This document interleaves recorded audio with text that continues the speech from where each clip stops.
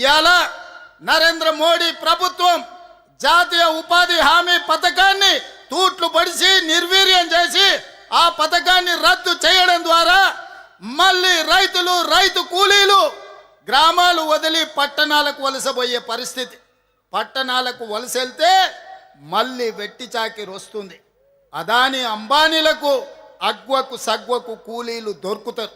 అందుకే ఈనాడు నరేంద్ర మోడీ గారు ఈనాడు కార్పొరేట్ కంపెనీల చేతిలో కీలు బొమ్మగా మారి జాతీయ ఉపాధి హామీ చట్టాన్ని రద్దు చేసి మళ్ళీ మల్టీనేషనల్ కంపెనీలకు మన హక్కులను తాకట్టు పెట్టే ప్రయత్నం చేస్తున్నాడు.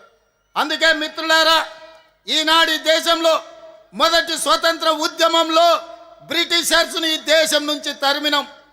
దానితోని మనకు స్వేచ్ఛ వచ్చినట్టు కాదు. నిజమైన స్వేచ్ఛ, కమ్యూనిస్టులు కోరుకున్న స్వేచ్ఛ, దోపిడీ ఆగాలి, పేదలకు మేలు జరగాలి, రైతు కూలీ హక్కులను కాపాడాలనేదే మీ పోరాటం. ఆ పోరాటానికి అండగా నిలబడ్డది కాంగ్రెస్ పార్టీ.